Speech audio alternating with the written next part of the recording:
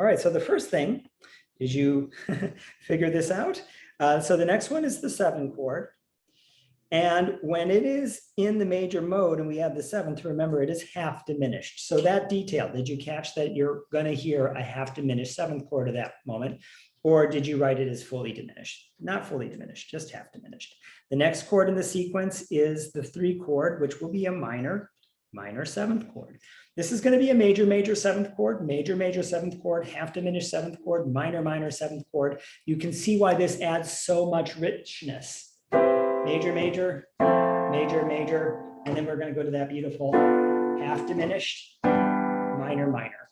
Beautiful. The next one in the sequence then, of course, is the 6, which is a 6/7, also minor.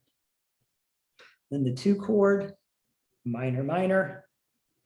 And then that 5/7 will be major minor. Do you have to add the leading tone? You'll have the leading tone naturally. It occurs in the major mode. You don't need any accidental.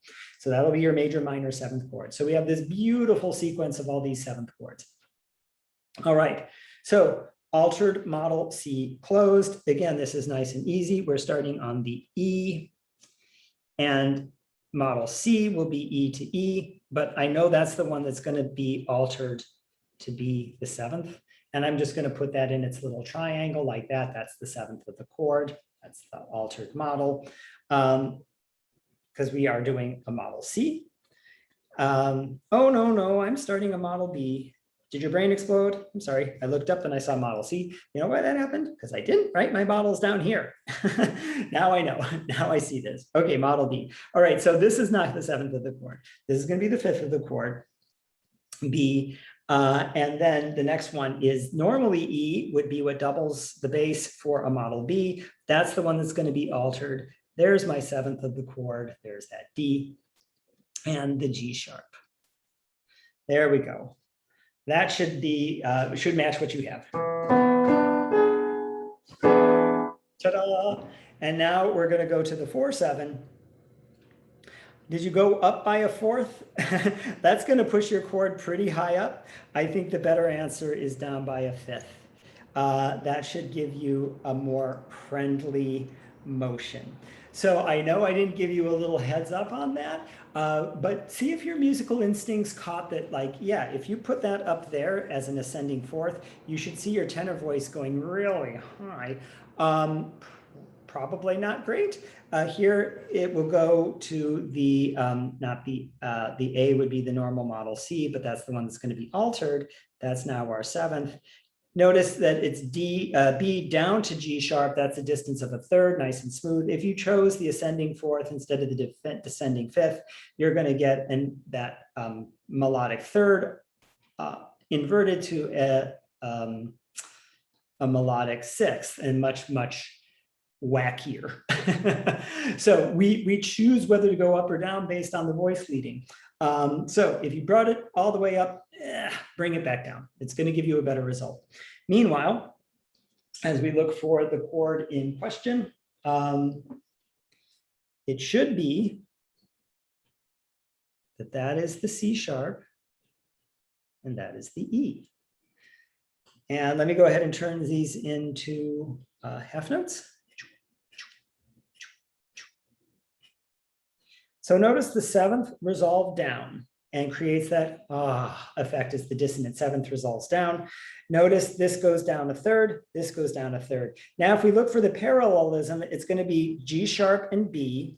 The tenor and the soprano voices are in 6ths with each other. And when they go down in 6.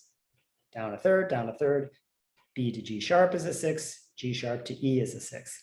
Meanwhile, we can see that the E to D is the 7th between the bass and the tenor, and it resolves to the 3rd. We can also see, if we're looking at these voices, you notice how I broke up what to look for. It's like, okay, descending 6th, this is going from a 7th to a 3rd.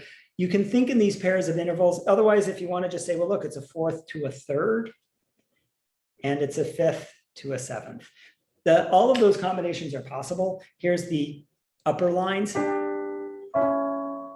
and here's the bottom lines.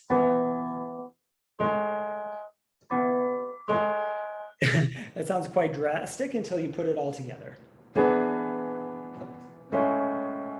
Beautiful. And like I said, I think the better way of thinking about it is hearing the interaction of the bass and the alto. That's where the seventh resolves. And the interaction between the tenor and the soprano is where you get the parallel sixths.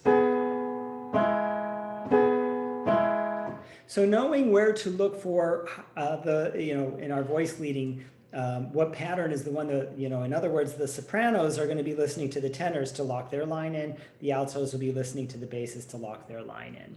Knowing where those little hidden moments of intervallic structure work is nice. It's good to find them. All right, so now that's the first segment. You got to see how does it connect to this one, and then replicate the segment. All right, one more. Go ahead and see if you can get through that, and then I'll let you finish the sequence. But in the next video, we'll make sure that you've done it correctly.